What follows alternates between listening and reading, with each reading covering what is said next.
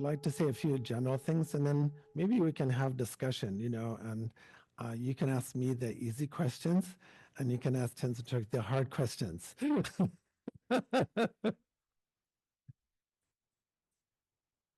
Yes. Yeah, sure. Just that way. Yeah, please. Sweet. Mm.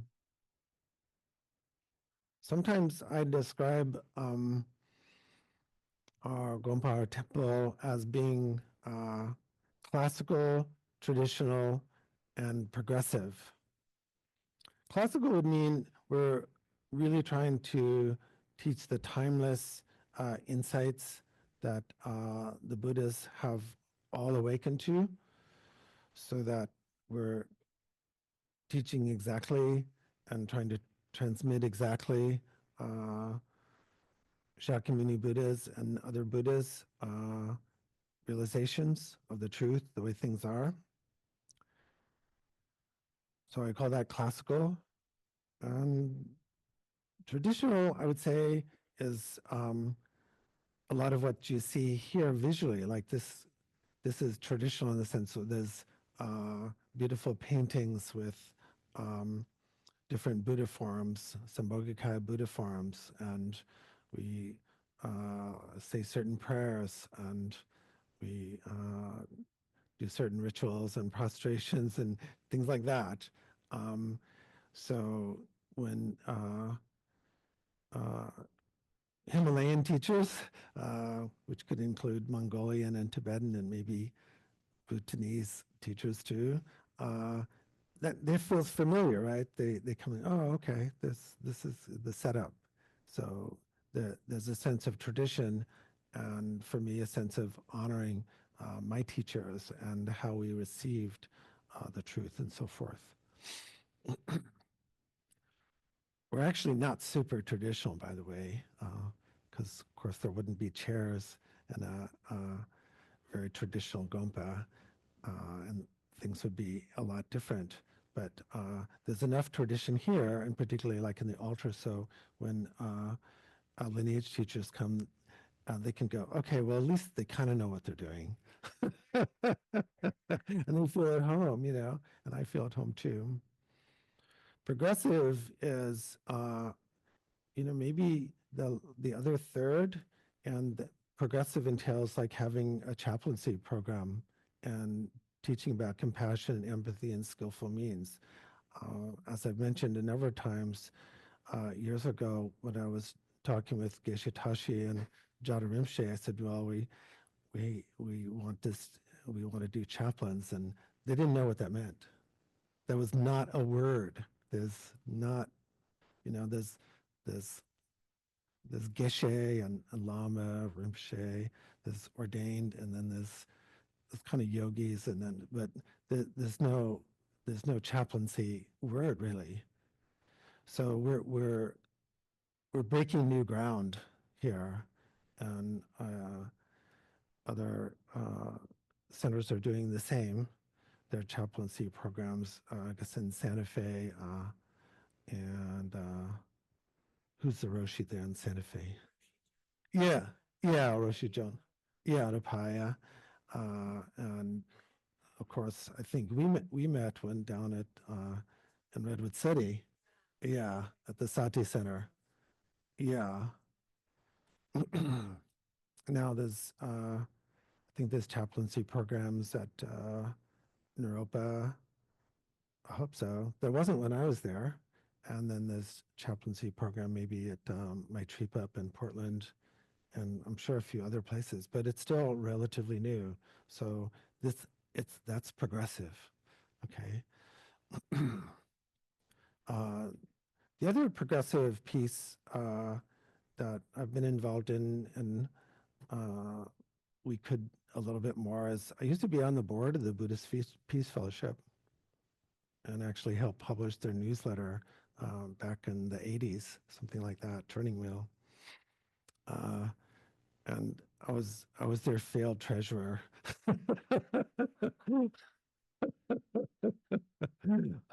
I'm honest, but I have dyslexia, so I would change around the numbers like that.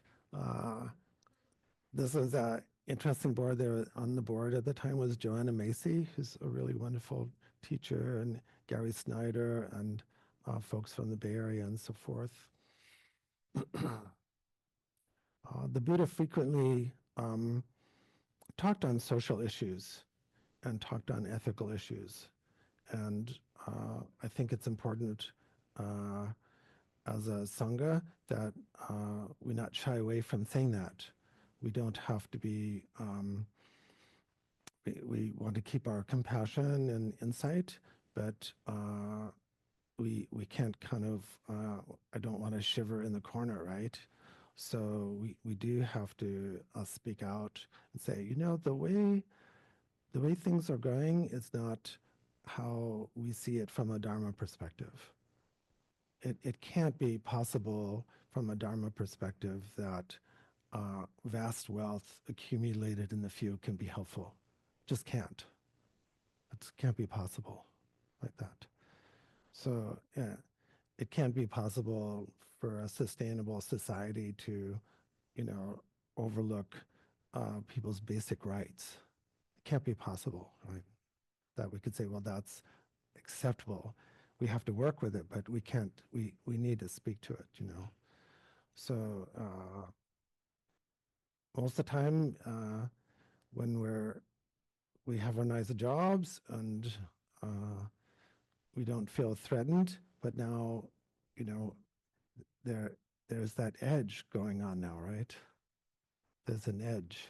So we have to speak to that. Otherwise, our practice gets kind of weird, and we split it off into some Walt Disney Disneyland practice. So we do need to speak and say, you know, these are not the Dharma principles that we uphold. These are our Dharma values. So there's a long history of the Buddha speaking to kings and emperors.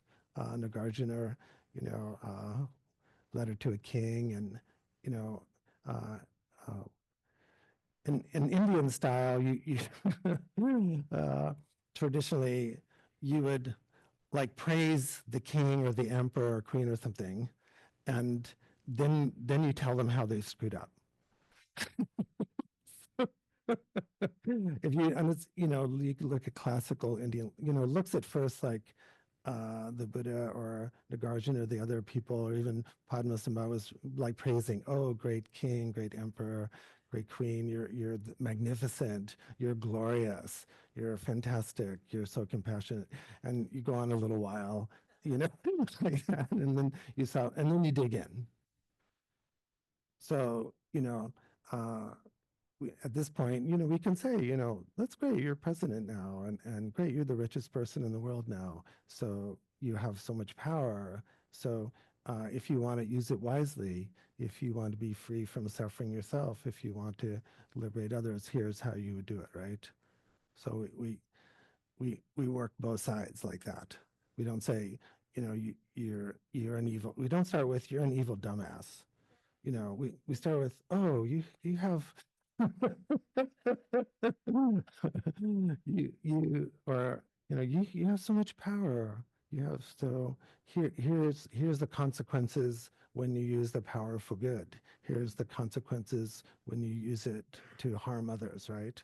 Here's how delicate it is. So there is a long lineage of how Dharma people have worked with oppression and power. We can look to our own 14th Dalai Lama, you know, as a way to work with that, you know, very skillfully. But that doesn't mean, you know, like it's so easy to turn things over, right? Because of course you can say, oh well, we'll vote someone out in 4 years. Well, who knows? Maybe no elections. Okay. And when appointments are made on agency levels and bureaucratic levels, it takes a generation, right? Supreme Court things, you know.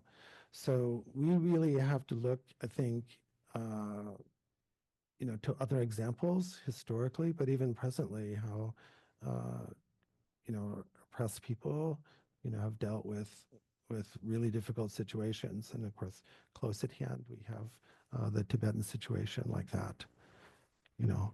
So the Dalai Lama, of course, for many ways is very nice, but uh, I haven't had discussions like this with him, but I know people that have. And private Dalai Lama is very, very strong.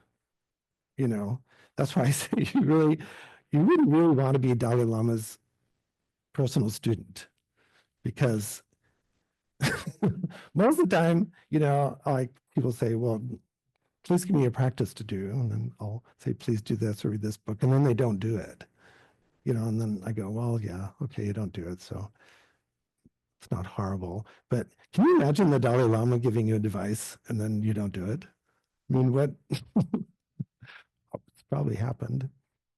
I don't know. Did you think Bob Thurman's done everything the Dalai Lama's wanted to do? Yeah, yeah, I know. So that's what I like. So yeah. So so the for me the chaplaincy program and what Tenzing Chokyi has been will present over time and hopefully a long time is our way of transforming the world and not just uh, not just mopping up after the battle, but literally being progressive like that. Um, there's a long history in China too, and in Taiwan now with progressive things too. So it can happen even under difficult situations, right? So in my own small bougie way, I've already been affected by things because, like, my son's his Social Security they cut it off, and I have to reapply. Um, then I'm trying to build a house and retreat center in the Northwest, and then lumber is going to be maybe 25% more. So these are kind of bougie things. I'm not very happy about the Social Security thing. So even in my white privileged way, I'm feeling it, right? But I'm not going to be, I doubt maybe they'll come after me, but I doubt if I'm going to be deported. I doubt if my passport's going to be, pulled, but we, I want to get out in front of things and do it in a way that's consistent with our tradition, but not be silent, like that. Does that make sense? Yeah. And it's hard to do that without being totally pissed, um, because too much anger destabilizes the mind, you see, and then because that's what an opponent wants you to do in a fight. They want to get you a little destabilized, and then it's the tactics obvious, right? I'm going to buy Greenland. I mean, that destabilization. So we have to be careful that we don't buy into that, and we're very consistent, don't you think? So I'm interested in having a discussion how we can not just take the compassion to folks that we're seeing in a hospital setting or a personal setting, but take it out a little further, see if I'm making any sense. I'll stop here. Yay.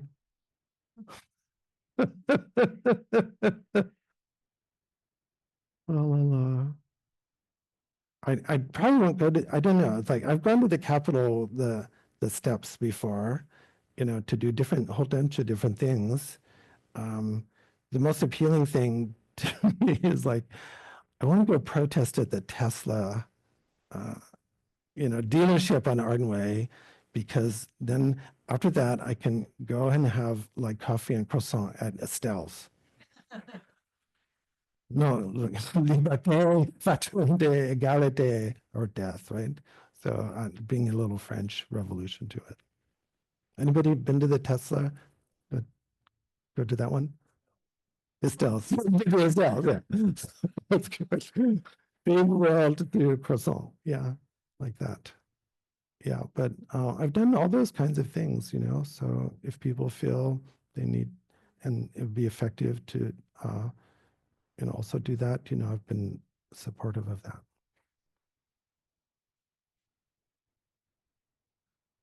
We have to have you mic'd if you're going to make a comment. You taking?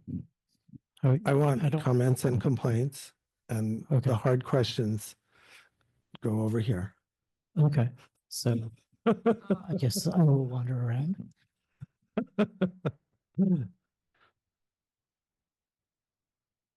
Questions, complaints, concerns?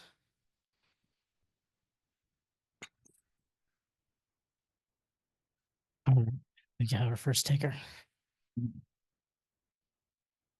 I've been kind of blissfully unaware of news for about 6 months now, and find my life seems to find a harmony with just the people that I interact with. There's not much discussion of news when you just meet people casually.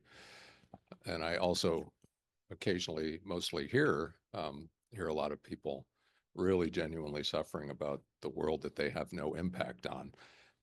Where's the balance between being hyper aware of things you can't change? That's a hard question. So I I'll answer it too. So you can just start. I have, so it is a hard question. And it's, for me, there's a balance between kind of the overwhelm that leads to despair and shutting down and going, it's hopeless. There's nothing I can do.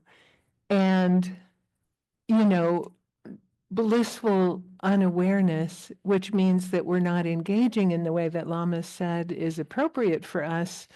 The basis of our Buddhist ethics is non-harming, right? So it's not even political. It's just about who's being harmed, and it doesn't matter which political party, it doesn't matter any of those things. It's just about standing up. And for those of us that have taken bodhisattva vows, it's living in vow to prevent harm wherever it is. And it's not okay to, if we're living in that vow, to retreat to our comfort zones of privilege and not be aware. And it can be so overwhelming. Like one of the things that I was thinking about this morning, and the topic is kind of this idea of hope. And for me, I love, actually, we invoked Roshi Joan Halifax from Upaya Zen Center already, and she talks about wise hope. And so what she says is, hope is different from either optimism or pessimism. Pessimism is like, there's nothing we can do. It's a disaster. These powers are in control, and that leads to despair and shutting down and not acting. Optimism is like, oh, I'm sure it'll all be fine. It's been fine. It's going to be fine, whatever, which is also equally checking out. And she says there's kind of two flavors of hope. One is ordinary hope that wishes for a specific outcome. And the problem there is it's so often disappointed, and then we get cynical and shut down. And then she talks about wise hope, and she defines that, and I love this, is just acting out of integrity as if it matters, because it always matters, and not being attached to an outcome, but just acting to prevent harm in the case of all the things that's going on. Not even knowing, not even having a vision, because our vision can be so limited. I think we don't even know what to envision. So if we're attached to a specific outcome we're envisioning, so easy for us to get disappointed, as so many people did when their candidate didn't win in November. And then so many people I know were just like, well, forget it. Just throw your hands up and check out completely. But this wise hope that says, I'm going to do the right thing just because it's the right thing to do, out of integrity, and I don't know what's going to happen. I was thinking about this, when I was thinking about this wise hope, I thought of an example. When Lana and I were children, and many of the rest of you in this room, there were two cartoons that were really popular. That was back when television had 3 channels, right? And so one of these cartoons was set in the far distant past, and one was set in the far distant future. So they're both totally imaginal. The Flintstones and the Jetsons, right? So the Flintstones, Fred Flintstone, had the car, like a toddler car that he worked with his feet. It was made out of rocks. The Jetsons flew around in flying cars, right? So these two imaginary worlds. But in both of them, because they were made in 1962, mother stayed at home and cooked the food and took care of the kids, and the husbands went off to work with their briefcases in the morning. Fred Flintstone's briefcase was made out of rocks, but whatever. Because we couldn't imagine a different role for women. So even though it's these imaginary worlds, still. So that's the problem with the ordinary hope. We're so limited by what we know. So the wise hope that acts out of integrity, and to me, I think that's so in alignment with the Bodhisattva vow. So to circle back, this was a very long answer to your question, but to know what's happening so we can engage and not get overwhelmed. And we need to titrate what that is. And for different people, that's a different place. That's what I think. What do you think, Lama?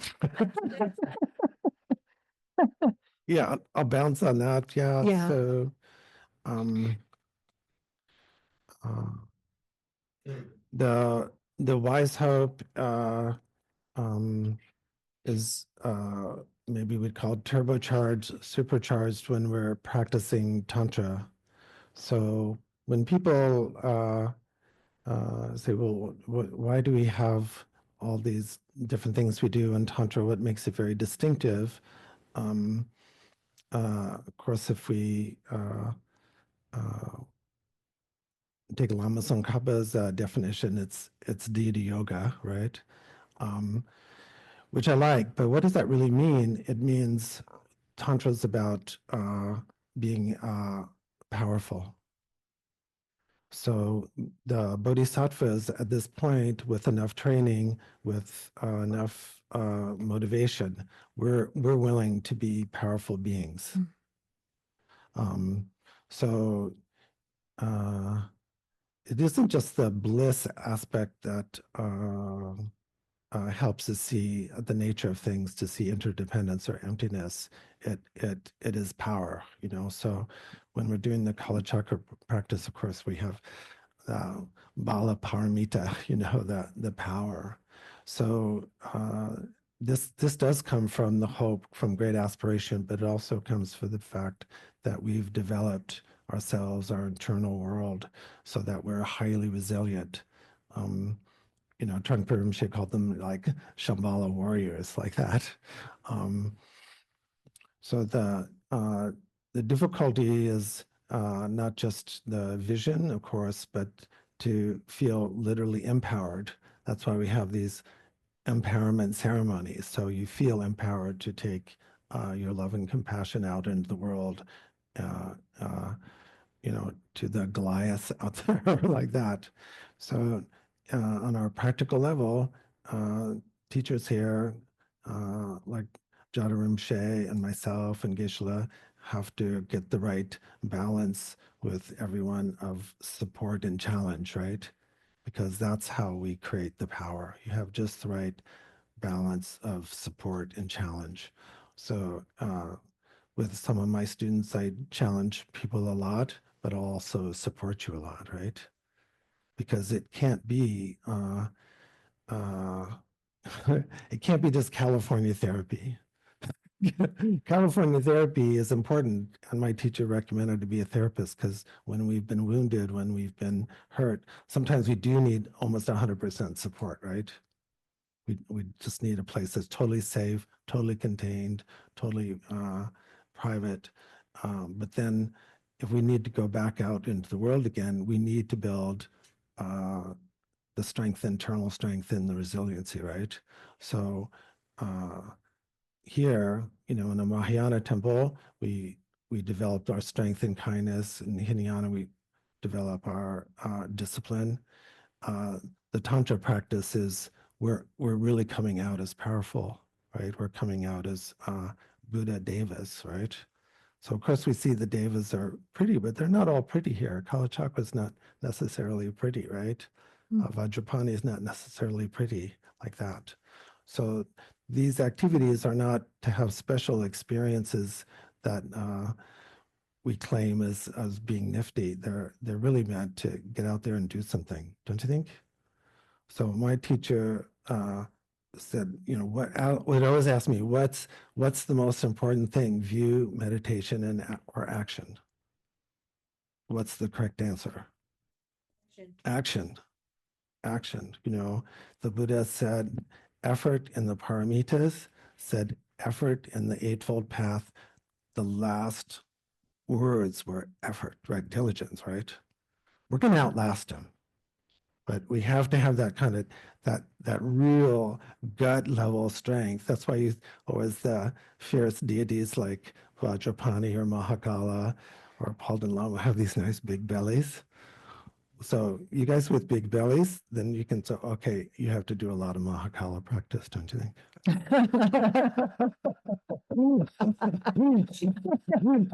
Nice reframe, Lama. Yeah. So the good needs to be joined with power. Because if we surrender the power, then you get a power vacuum and it's taken up by people that whose motivation is going to be self-cherishing. Yeah. Long answer. Mm. Maybe not answer, just discussion. Yeah. Allah Allah.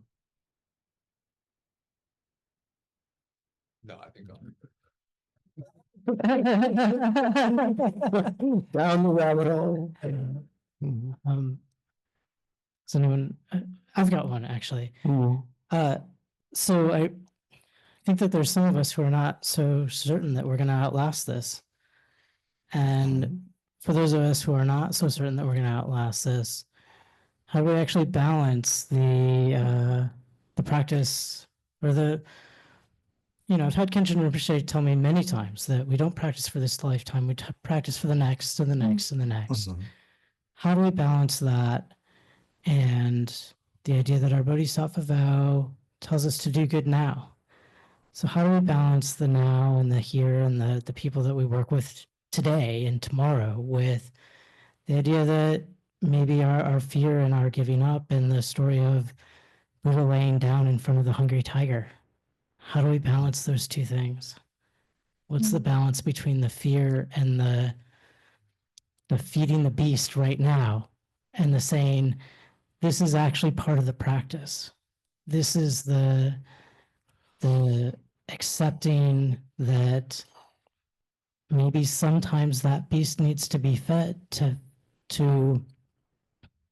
understand what their needs are and what their karma is right now, versus, hey, there's still a lot of good I can do. Or, on the other side of that, that's my karma, and that's why I'm practicing, is because there's more to be had. There's more, not just today and tomorrow in this lifetime, but there's next lifetime. So how do we actually say, I've built up my belly for, the next 6 months, but maybe I'm not making it to 7 months. Maybe this is the karma that there is for me. Maybe I'm not outlasting this one. How do we work with that? That's another tough question. Yeah, you ready? Go.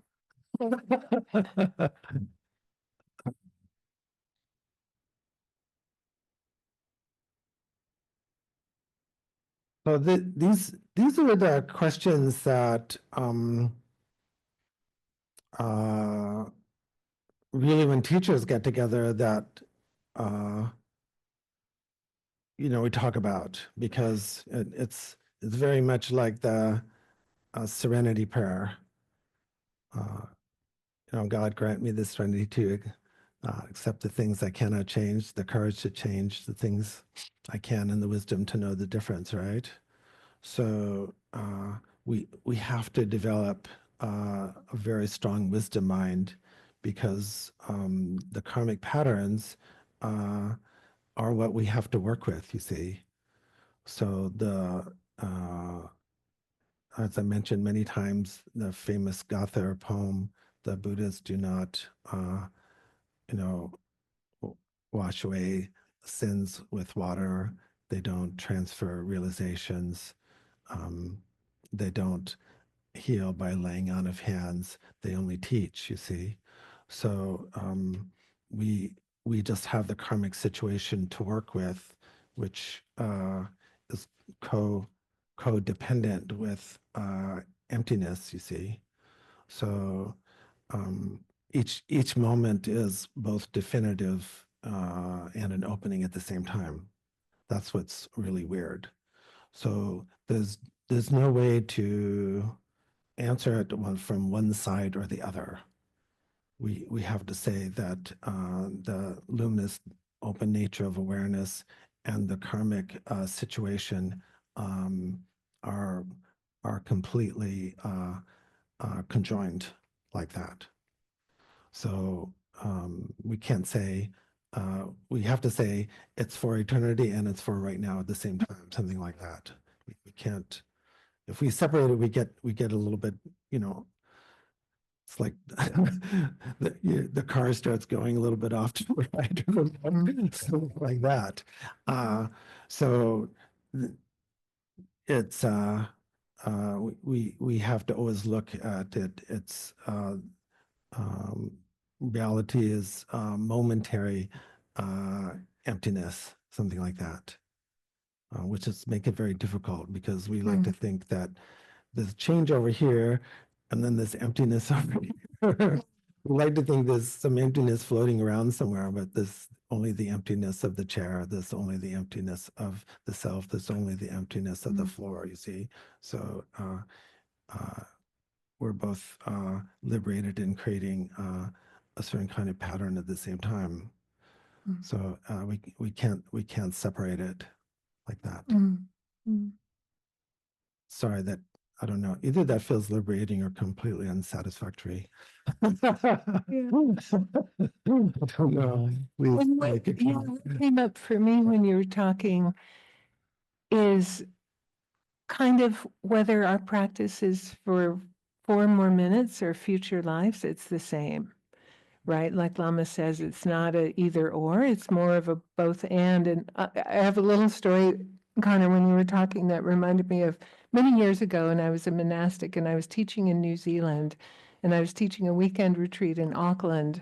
And I can't even remember what the topic was because this person asked a question that was off topic, and she said, in a very kind of combative way, she was like, if I could prove to you right now that there's no such thing as karma and rebirth, like how would your life change? And there I am, a monastic traveling around the world teaching Dharma. I said, not at all. Whether it's I'm going to die in 5 minutes and there is no rebirth, or whether I'm working to enlightenment, a life of simplicity and service and focusing on love and compassion and wisdom is the best way to live. I've tried everything, like literally everything in life to find happiness, and this is the happiest. And she was so shocked because she kind of thought, oh, you're sacrificing happiness in this life for future life, or you're happy in this life because you don't, but it's the same practice.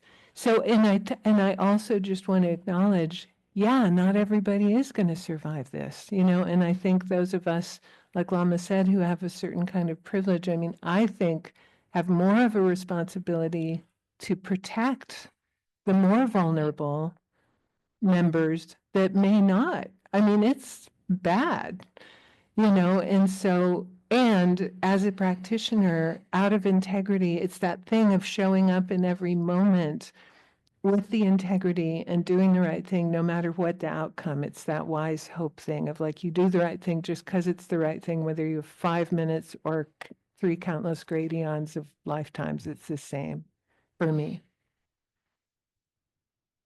Yeah. Do we have online questions also? Can we? Bill's got a debate going here in his mind. Perhaps. But I think that being well informed by today's standards, in my experience, seems to lead to anger, which seems to lead to these destabilized minds that we're talking about. That in this environment, we have the privilege of working towards common goals. But when we're so well informed with so many different things going on in the world, and completely ineffective in our ability to make changes in those things that we're so well informed about, how do you balance that simplicity and service model when you're so preoccupied with the world? I think the conclusion that we have no agency and we have no control and there's nothing we can do. I don't think so. I don't either. Okay, Yeah, not at all. that's the crux of Yeah. overwhelm right there. You know, there was this terrible experiment, and I won't talk about the details of it, that they couldn't do now with the ethical guidelines that they have. But they had these dogs, and they came to this conclusion of learned helplessness, right?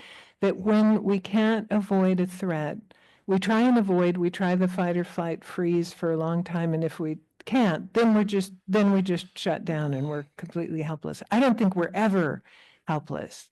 So I mean, I think we can get overwhelmed and feel like we're helpless, but I think that's what the powers in control are exactly trying to do. So I think understanding, and this goes back to Buddhism, the interdependence, cause and effect.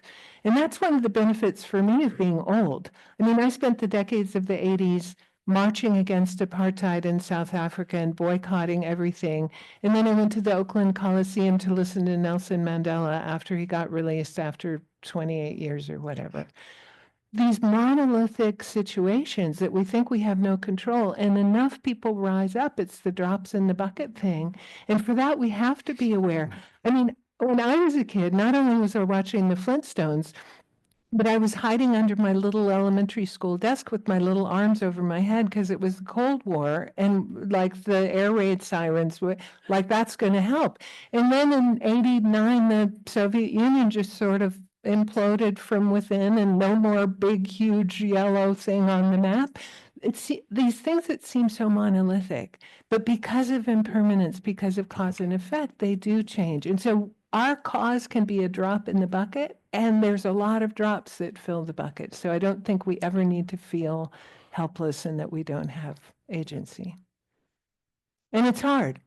Yeah, I don't feel like I don't have agency. It's just that I feel like I can be more effective when I'm working face to face with people as opposed to being aware of the world and being completely ineffective, right? But again, is it either or? It's not. Aware, then you work face to face if that's what works for you. But you have to be aware to know who to be face to face with, right? But I don't need to know what Elon Musk is doing.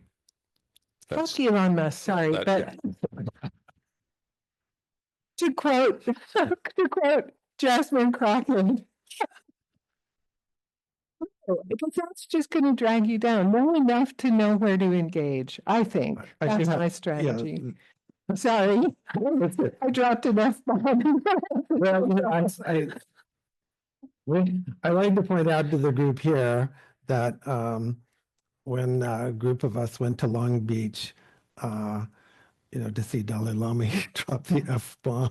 So what, you know, Good, I mean, yeah, really great yeah, company. but busy being Yamataka, so Yeah, right. there was. I'd like to put in a pitch for study. So the study, when we're studying scriptures, when we're discussing, when we're doing Lamrim particularly, does help us organize our information, you see. So there is something to be said for, you know, we're not just collecting new Dharma words or new concepts. We're actually working through a certain kind of pattern of thinking and proving things to be true or valid and then acting on them. So what's interesting, I'm just a little pitch, of course, I have to pitch scholarship once in a while. The scholastic system that evolved in the Tibetan monasteries has proved to be remarkably resistant and resilient, you know, to degradation because it's set up in such a way that you develop a kind of confidence that things must be a certain way. And then there's no backtracking. So I don't know. They didn't develop it quite the same way in India. In India, it was a little bit more fluid, but maybe because of Tibetans' natural sense of organization, I don't know. But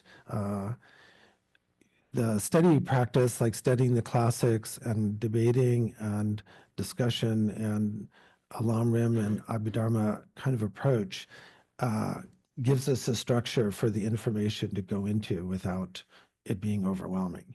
Mm. So at first I thought, well, we're just studying about Buddhism and we're just studying, like what's low rig got to do with,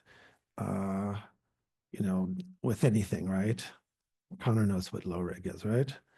But it does, It's got to so do with yeah, so the scholars that I've met, the great teachers who've also been great scholars, have this confidence in this peace of mind that can take a lot of information and coordinate it. And the way we talk about it in a tantric way, of course, is in a mandala, right? So we visualize the mandala as being a pattern of flow that is intelligent and is workable. And then the chaotic aspect of the world doesn't feel overwhelming. It still feels whelming. Overwhelm is traumatic, and I don't want people to go into overwhelm forever. It will be whelming, but we can do it like that. So the practice and the study and the action, view, meditation, and action all have to go together and extremely strong like that. Okay, more study. It's weird. So for the chaplains here, for us too, we have to have the strong steady, the strong bodhicitta, but also the shamatha practice. I always rant on it. Rant on the shamatha practice because it's so clear in the text from Maitreya, so clear from Lama Tsongkhapa, so clear from my own teacher, it's so clear from Dalai Lama. Without some mastery of shamatha, it's really you don't have not only you don't have the clarity, but you don't have this like rudeness. So if you want to be an activist, which I want people to be, we also have to just do a lot of sitting, doing nothing, so to speak, right? We do need, body like a mountain, breath like the wind, mind like the sky, as we say in Dzogchen. Yeah. I do want to know what Elon's up to. And I think it's all good. Yeah. we're oh, Haley. Hi. Hi. My question is, so I think it's easy to feel like anger and resentment toward the administration and everything that's going on politically. I think I'm struggling with feeling anger and resentment toward family members that have different political views. Like I'm really close to my grandmother, but we don't see eye to eye. And it's so easy to feel these feelings for something that feels far away, like the administration. But then my grandma agrees with them, and I have a hard time with that. So I guess I don't have like a clear-cut question, but how do we handle the political environment with our neighbors, our loved ones, our friends, our family that are closer to us than the far away? I'll jump in first because I have some of those. I mentioned Vajrayana or Tantra earlier. Tantra is like a vaccination. Sorry, Mr. Kennedy. So, where the teacher and the environment is meant to give you a little bit of anger, a little bit of shock, so that we develop the antibodies, you see. So my role as a teacher is be supportive and house the bodhicitta, but I need to sometimes like this, you see.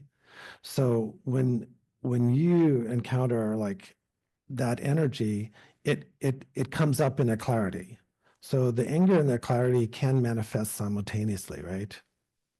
From Tantra point of view. If we're doing Mahayana point of view and practicing from that level, of course, we have to bring in loving kindness and compassion as the immediate antidote, correct? And from a Hinayana point of view, we have to avoid, we might just say, I'm sorry, I'm going to walk away for 20 minutes and come back. And I use all three, right? Like, and we could say from even Mahamudra point of view, like, there's nothing to be changed here, right? But whether we're using any of those skills or activities, we need the wisdom mind behind it. So that's why you're doing the practice. But hopefully there's people in the Sangha here, not just me, who will piss you off once in a while. Because we're meant to be a practice-centered, a safe place to practice, where we have a mat, we have a nice rug. So we're going to get thrown once in a while here, right? So that and it's going to be intense here, but then it'll be like, you'll have the skills when you meet up against it. So my teachers are really hard, and I'm still thinking like, wow, I'm glad I'm not there. But the training I had was really, really hard. So now, even though there are many challenges here, it doesn't seem impossible. So it is possible with family members to say, I do, in an Abhidharma way, I do feel some anger or resistance arising to your comment. But we don't have to act it out or try to punish, because what we're really renouncing particularly is revenge.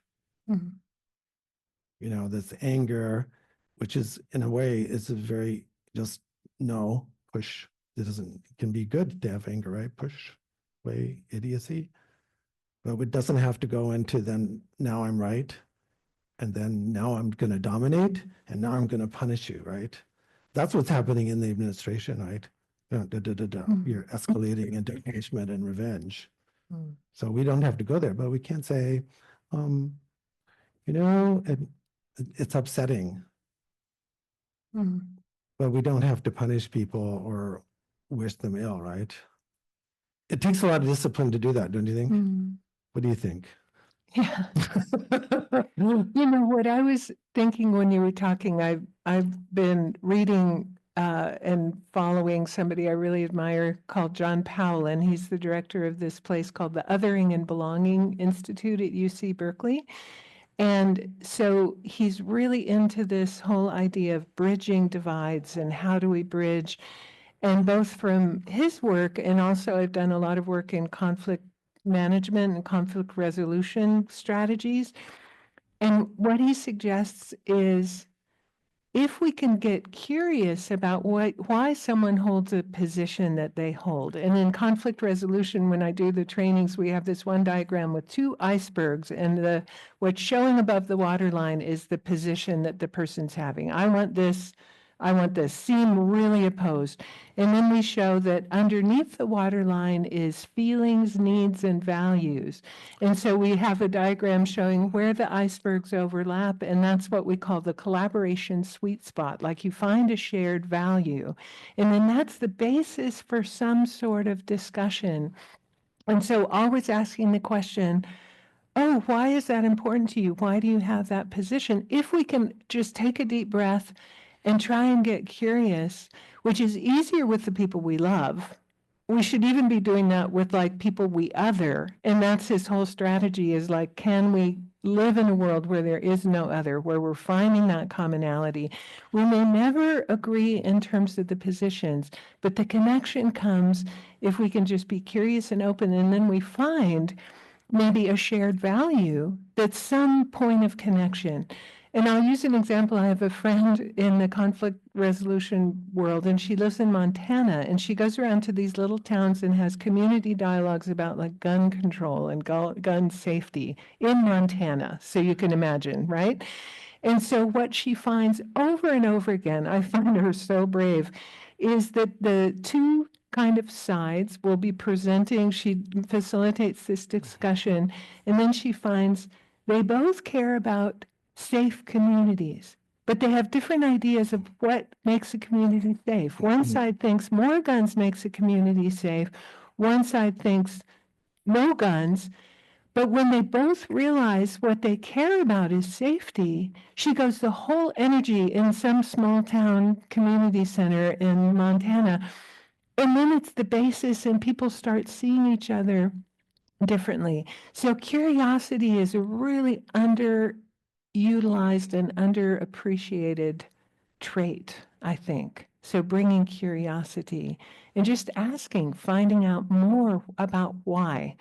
And you may never agree, but it'll mean that the animosity will melt a bit, I think.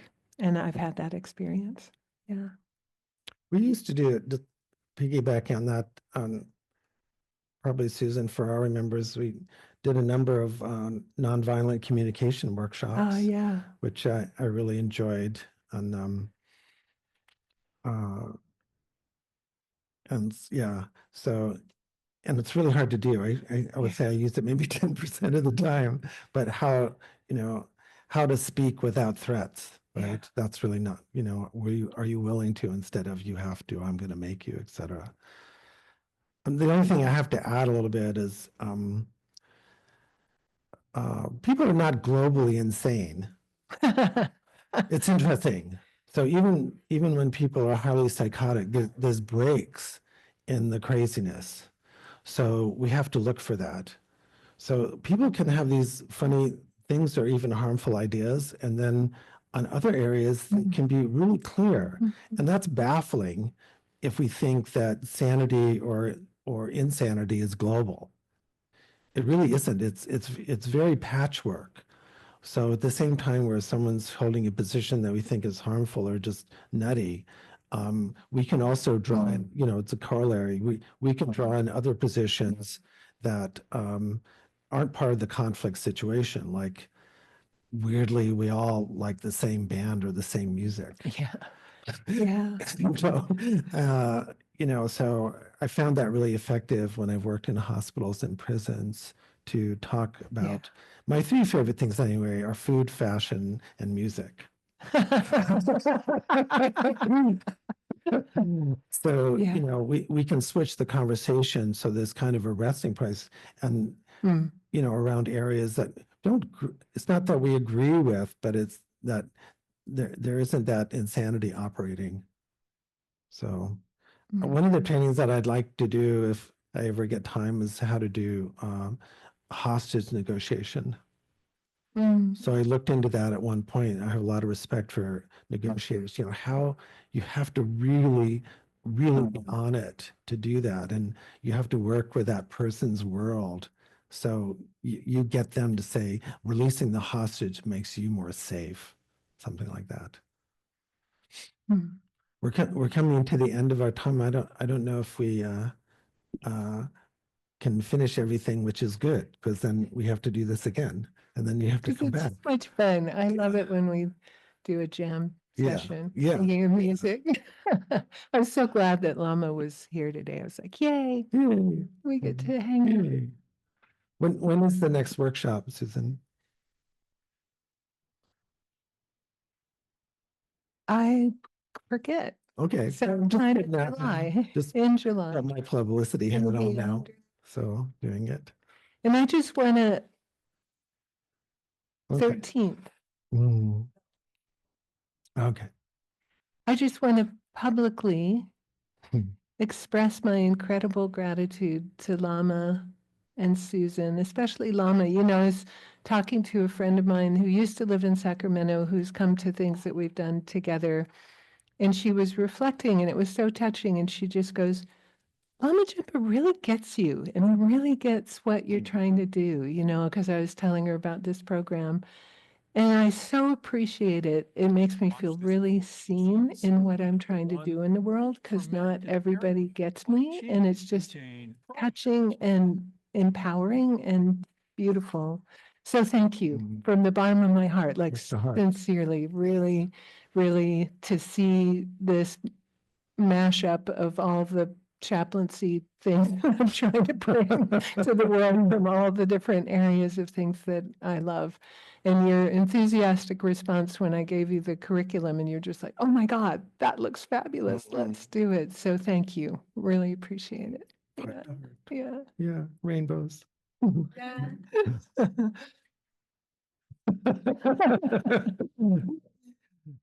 Omo araya pazayana indi araya pazana indi Omo